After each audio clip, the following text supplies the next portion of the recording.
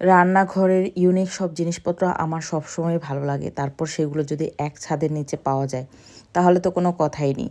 তো আজকে মেয়েকে নিয়ে বের হয়েছিলাম আমার সংসারে কিছু টুকটাক কেনাকাটা করার জন্যে। আমি এসেছি বনশ্রী ই ব্লকের যে বেস্ট বাই শোরুমটা আছে সেখানে। তো এখানে আসার পর দেখলাম যে এখানকার কালেকশনগুলো অনেক বেশি সুন্দর। প্রত্যেকটা বেস্ট বাই কিছু কিছু ইউনিক কালেকশন থাকে, তবে কিছু কিছু বেস্ট বাইয়ের কালেকশন একটু আমার কাছে তেমন ভালো লাগে না, কিন্তু এদের কালেকশনগুলো আমার কাছে এত বেশি ভালো লাগছে। বিশেষ করে এই ঝুড়িটা রোজার পাপা যখনই অনলাইনে কোথাও দেখে আমাকে বলে যে মেসেজ পাঠায়, এটা ভিডিওটা পাঠিয়ে বলে যে এটা অর্ডার করে দাও। কিন্তু আসলে একটা দাম দিয়ে জিনিস কিনবো, 5-7 হাজার টাকার একটা জিনিস না দেখে আমি কেন জন্য কিনতে পারি না। যার জন্য আমি মনে মনে খুঁজছিলাম যে আমি এটা চোখে দেখে তারপর ভালো লাগলে কিনবো। কিন্তু নিউ মার্কেট যে এই জিনিসগুলো কিনবো এটা আমার আসলে হচ্ছিল না। কিন্তু বনশ্রীর এই বেস্ট বাই শোরুমটাতে আসার পর আমি তো পুরাই অবাক যে আমার দরকারি জিনিসপত্র টুকটাক আমি মনে মনে যা খুঁজছিলাম মোটামুটি সবগুলোই এখানে আছে।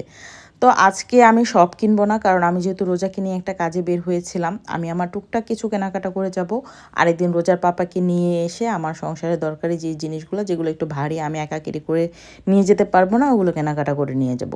এখানে কিন্তু বাচ্চাদের অনেক সুন্দর সুন্দর খেলনাও আছে। আমি আসলে হাতে সময় খুব অল্প ছিল, যার জন্য অল্প সময়ের মধ্যে যতটুকু পেরেছি কেনাকাটা করে নিয়েছি। এইসব সুপার শপগুলোতে মাঝেই কিছু অফার থাকে, আমি চেষ্টা করি অফারের জিনিসগুলো দেখার। তো এই ঝুড়িগুলো আমার কাছে অনেক বেশি ভালো লেগেছে, আর এখানে বেবিদের কিছু চেয়ার ছিল। আর সবচেয়ে মজার ব্যাপার হচ্ছে এখানকার ম্যাক্সিমাম জিনিসই আমার ঘরে আছে, কারণ বেস্ট বাই থেকে কেনাকাটা আমার অনেক আগে থেকে অনেক বেশি পছন্দের। তবে এদের স্টিলের কালেকশনগুলো আমার ঘরে খুব কম আছে। এগুলো নাকি ফ্রিজে রাখলে ফ্রিজে কারেন্ট অনেক বেশি লাগে, এই জিনিসটা আমি আসলে শিওর না, যার জন্য আমি এটা নিব কিনা বুঝতে পারছিলাম না। তো আপনারা যদি জেনে থাকেন যে স্টিলের জিনিসপত্র দিয়ে ফ্রিজে খাবার রাখলে বিল বেশি ওঠে কিনা, তাহলে অবশ্যই কিন্তু আমাকে একটু কমেন্ট করে জানাবেন, তাহলে আমি স্টিলের জিনিসগুলো একটু অ্যাভয়েড করে চলার চেষ্টা করব।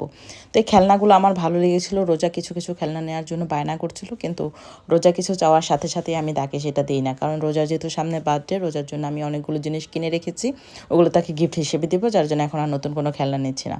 তো বেস্ট বাই এই জিনিসটা আমার কাছে পুরোপুরি নতুন, যে ডিম বিক্রি করছে। তো এখানে ডজন ডিম নিচ্ছিল 130 টাকা এক ডজন। তো বাইরে কত বিক্রি করে এটা একটু আপনারা আমাকে কমেন্ট করে জানাবেন।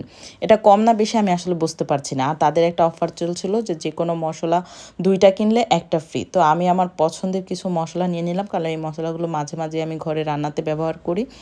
আর আমার প্রয়োজনীয় কিছু জিনিসপত্র নিয়ে নিয়েছি, যেমন ন্যাপথলিন নিয়েছিলাম, তেলাপোকা মারার ওষুধ নিয়েছিলাম।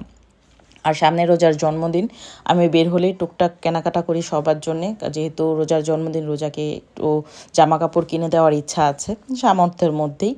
তো বের হয়ে আমি গিয়েছিলাম সারাতে। সারা জিনিসপত্র আমার তেমন একটা পছন্দ হয়নি, পরে এসেছি লারিভে। তো লারিভে আসলেই আমার দেখা যাচ্ছে রোজার পাপার জন্য কিছু না কিছু দেখতে হয়, নিতে ভালো লাগে। আমি ওর জন্য কেনাকাটা করতে পছন্দ করি। তো রোজার থেকে রোজার পাপার জিনিসপত্রই বেশি দেখছিলাম। কিন্তু সবার জিনিসই টুকটাক দেখবো আসলে। রোজার জন্য, রোজার পাপার জন্য, দুজনের জন্য যদি আমার কোনো কিছু ভালো লাগে, আমার হাতে টাকা থাকলে আমি কিনে নিয়ে নিই। সেটা যদি একটু সাইজে বড় হয় নিয়ে নিই, যে বড় হয়ে পড়বে, কিন্তু আমার একটা জিনিস ভালো লাগে সেটা বিশেষ করে মেয়ের জন্য রেখে আসতে পারি না, রোজার পাপার জন্য রেখে আসতে পারি না। তো কী কী কেনাকাটা করলাম সেটা আপনাদের সাথে পরবর্তী ভিডিওতে শেয়ার করবো। আজকে এই পর্যন্তই, ভালো থাকেন, আল্লাহ হাফেজ।